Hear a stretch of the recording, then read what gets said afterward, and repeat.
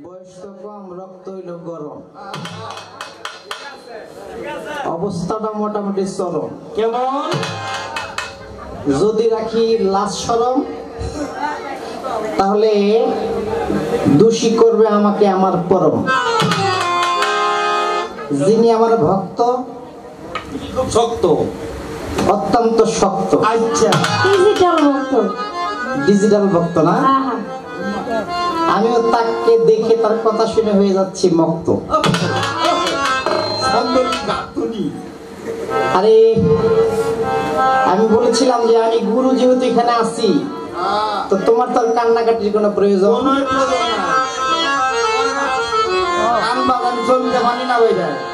এই কথাটা একটু কষ্ট নিছে আর কি, যা বুঝলাম। তবে এটা সত্য, কষ্ট ছাড়া কেহ সুখের মুখ দেখতে পারে না।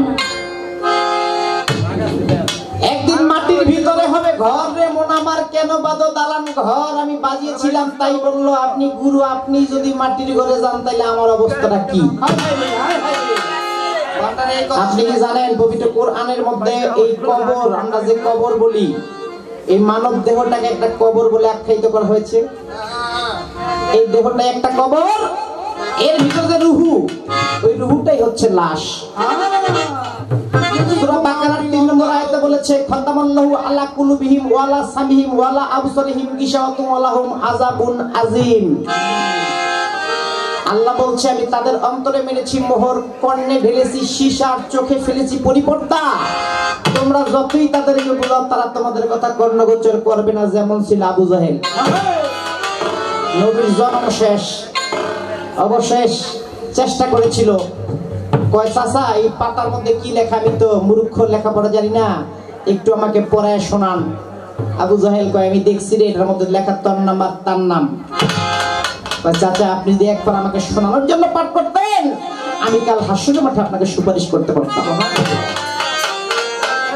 এরকম ভক্তদের মধ্যে এমন কিছু ভক্ত আছে যাদের এই দেহটা কবর, আর তার ভিতরে যে রুহুটা, ওইটাই হচ্ছে লাশ। প্রত্যেকটা মানুষের মধ্যে আল্লাহ আছে, কারোটা চাপা, কারোটা ফুটন্ত, কারোটা ঘুমায় দিচ্ছে, কারোটা জাগ্রত। যারটা জাগ্রত সে গুরুর হাতে হাত দেওয়ার আগেই এক জায়গায় বসে হয়েছে। যেমন যিনি ছিলেন মানিক সদাগর, উনি একজন কামেল লোক ছিলেন, তাকে দেখাই আপনারা বুঝতে পেরেছেন। যে বলছে গুরুটা দেখতে মোটামুটি সুন্দর হয়ে গেছে না? আসলে আমি তো সুন্দর না, আপনার চোখ সুন্দর।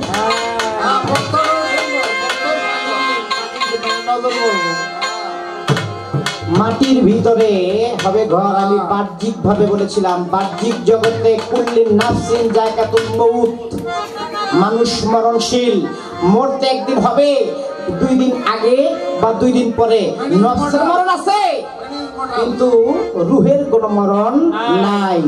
তাই কবি নজরুল বলেছে, কে বলে মানুষ মরে বুঝলাম না ব্যাপার, মানুষ যদি মরে যেত বিচার হইতো কার হবে কার। মানুষ মরার পরে এই রুহুটাকে যখন নিয়ে যায়, আচ্ছা এটা কি আপনারা বিশ্বাস করেন আপনাদের মধ্যে যে কেরাবিন আর কাতেবিন আছে, দুজন ফেরেশতা 2 কাঁধে আল্লাহ দিয়ে রাখছে? বিশ্বাস করেন? কেউ কোনোদিন দেখছেন?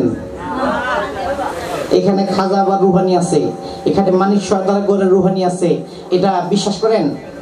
বিশ্বাস করি। ওই যে কেরাবিন কাতেবিন আছে, এটা যদি বিশ্বাস করেন তাহলে এটা বিশ্বাস করতে হবে। শুধু তাই না, যখন এই রুহুটাকে আল্লাহ মানে জানটা কবজ করে নিয়ে যাবে, যার রুহুটা হচ্ছে নেক অর্থাৎ নেকি আত্মা, সে আত্মাটাকে নিয়ে যাবে সপ্ত আসমানের উপরে, যাকে বলা হয় ইল্লিন, যার অপর নাম জান্নাত। আর যদি বদি আত্মা হয়ে থাকে, তাকে নিয়ে যাবে সপ্ত জমিনের নিচে, 7 জমিনের নিচে, যার অপর নাম হচ্ছে জাহান্নাম, যাকে বলা হয় সিজ্জিন। এটা কি অস্বীকার করবেন আপনি? ভক্ত কেমন ভক্ত হয়েছে জানেননি? একটু কমু, একটু কমু না থাক কোন। এক ভক্ত গুরুকে দাওয়াত দিয়েছে, হুজুর আপনি আগামী শুক্রবার আমার বাড়িতে যাবেন, আমি গরিব মানুষ, কিছু যা পারি সাধ্য অনুযায়ী আপনার সেবা দিব। তো গুরু মোটামুটি পকেটে 500 টাকার নোট লয়ে গেছে। তো যাই দেখে যে হ্যাঁ যে বিছনার অবস্থা, চকির যে অবস্থা, ঘরের যে অবস্থা, হ্যাঁ যে সেবা দিব। গুরু যাই এখানে চিন্তা করতে যে কখন এখান থেকে আমি বের হবো। তো গুরু গরমের দিন পাঞ্জাবিটা খুলে আলনার মধ্যে রাইখা বিছনার মধ্যে গেছে পরে ভক্ত যায় পাউটা টিপা, বাবা আপনি একটু ঘুমান, আমি বাজার সদাই কইরা নিয়ে আসি। তো দিক দিয়ে বাবাই ঘুমাইছে, ভক্ত যায় পকেট থেকে মন মতো 4-5টা 500 টাকার নোট ছিল, একটা বা দুইটা রাইখা বাকিটি নিয়ে বাজারে গেছে। গিয়ে ডাডে বাজার করছে, বাজার করে আইনা গুরুরে ডাক দিছে, দয়াল উঠেন একটু সেবা নেন। তো দয়াল উঠা একবার চাই খাওয়ানোর আইটেমের দিকে, একবার চাই তার ঘরের দিকে, পরিবেশের দিকে, একবার চাই তার দিকে। চিন্তা করতেছে এই ভক্তের যে অবস্থা, সে এতগুলো বাজার কিভাবে করলো। কয় দয়াল গরিব মানুষ কি আর করবো, গরমের দিন একটা পাখা নেই, আপনি খান। তো দয়াল খাইতেছে গরম ভাত, তো হাতে একটা পাখা নিয়া বাতাস দিতেছে। কয় দয়াল খান, আমার তো কিছু নাই, সবই আপনার, আমার শুধু বাতাস। গুরু তো আর বুঝবার পারে নাই। খাওয়া দাওয়া শেষ, এবার কে বাবাতে জায়গা তো বাজান যান, পাঞ্জাবিটা দিছে। দয়াল পাঞ্জাবিটা গাই দেয়, ঘর থেকে বের হয়ে পকেটে হাত দিয়ে দেখে যে যা ছিল মোটামুটি একটা আছে, আর কি নাই। বাবা কি করলি বাবা, আমার যে পকেটে টাকা ছিল। দয়াল যে কয়, আমি না আগে আপনারা কইছি আমার কিছুই নাই, সবই আপনার, আমার শুধু বাতাসটুকু। আমার ভক্ত যাই কিছু কইতাছে আজকে, আমি যা কিছু করতেছি এই সব কিছু হইল আমার, তার শুধু বাতাসটুকু। বাতাস দিয়ে আজকে ঠান্ডা করে দিব আমারে। একটি গান রাখি, তারপরে তার প্রশ্ন মীমাংসা দেওয়ার চেষ্টা করব।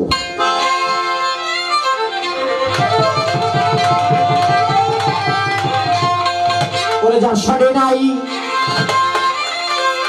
প্রীতি, যার শোনে না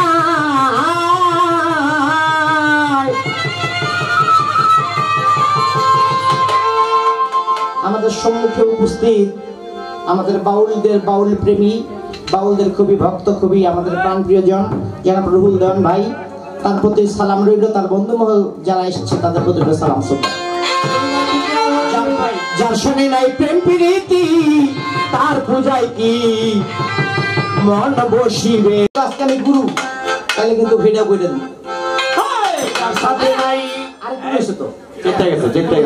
সেটা হইল জন্ম হয়েছিল, আল্লাহ বলে যাও, যেমন গুরুর তেমন ভক্ত, যেমন চাইছো তেমন পাইছো। তোমাদের এই স্মৃতিটাকে ধরে রাখার জন্য আমি একটা সৃষ্টি, নতুন একটা সৃষ্টি করলাম। এই সৃষ্টিটা আগে অবধি বিরাজমান রয়েছে, কেমন পর্যন্ত থাকবে। জানা থাকলে বলবে সৃষ্টিটা কি, আজ অবধি আছে, আমরা প্রত্যেকেই দেখতেছি, হয়তো চিন্তা ছিল যে এইটাই সেই সৃষ্টি।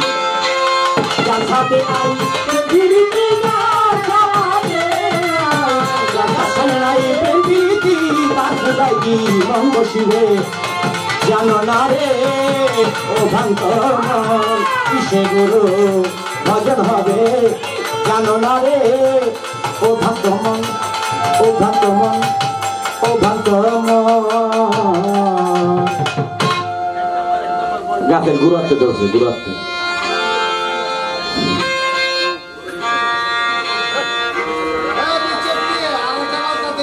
আস্তে লাবলু কাকা, আমার কাকা আছে আর্মি পার্সন, আর্মিতে চাকরি করে, তার নাম লাবলু।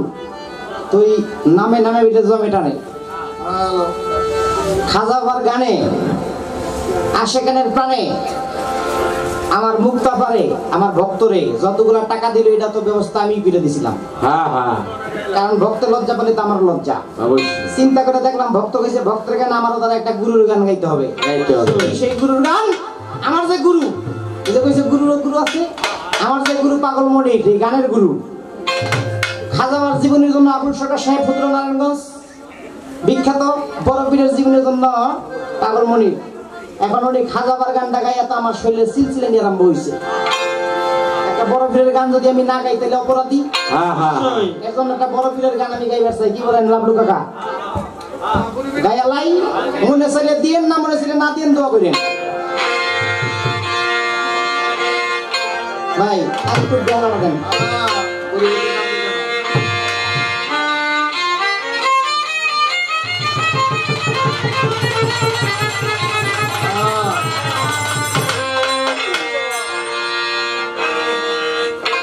মাইক্রোলাটারে আমার ভক্ত বানাই দেবো ঠিক মতো। হ্যাঁ এখন একটা ভক্ত আছে। একটা কথা কই রাখ। আমি বলি এই আমার এই বেহালার সাউন্ডা বা আমাদের যন্ত্র সাউন্ডগুলা কমানির লিগে ওই গ্রুপের ওই সারাটা যা দিছে তার চেয়ে ডাবল আমি দিব। আমার ডাক্তার তুমি কমায় টমায় দেখো। বাহ বাহ, ভালো লাগছে। বড় পীর, বড় পীর। আরে গুরুর অন্তর্জামী এটাই তার বাস্তব।